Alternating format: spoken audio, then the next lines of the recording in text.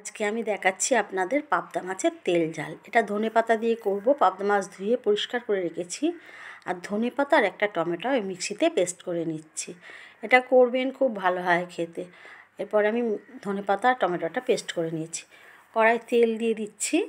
তেল দিয়ে এবারে আমি পাবদা মাছগুলো ভেজে নেবো। একটু নুন হলুদ মাখিয়ে নিয়েছি, এবার এগুলো ভেজে নেবো। এইভাবে করে খেয়ে দেখবেন, খুব ভালো হয় মাছটা এইভাবে করে খেলে। খেতেও খুব স্বাদ হয়। মশলাও লাগে না, খুব একটা বেশি মশলা দেবো না আমি এতে কিছুই।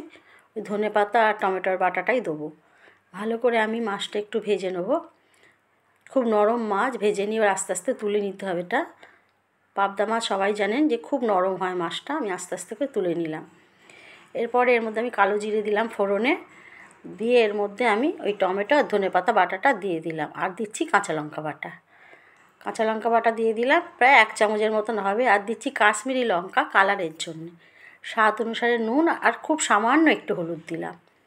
এরপরে ভালো করে আমি এটা কষিয়ে নিচ্ছি। মশলাটা খুব ভালো করে কষানো হয়ে গেছে। এরপর আমি জল দিয়ে দেবো। জল দিয়ে একটু নাড়াচাড়া করে ফুটে উঠবে, তখন আমি মাছগুলো দিয়ে দেবো। আর মাছগুলো যেহেতু খুব নরম, খুব বেশিক্ষণ লাগবেও না হতে। দিয়ে দিলাম মাছগুলো। এবারে আমি এর মধ্যে পাবদা মাছের ঝালটা হয়ে গেছে, আমি নামিয়ে সার্ভ করে দেবো। ভালো লাগলে লাইক করবেন, শেয়ার করবেন, কমেন্টসে জানাবেন আপনাদের ভালো লাগলো কি না, সাবস্ক্রাইব করবেন। আমার হয়ে গেছে পাবদা মাছের তেল ঝাল।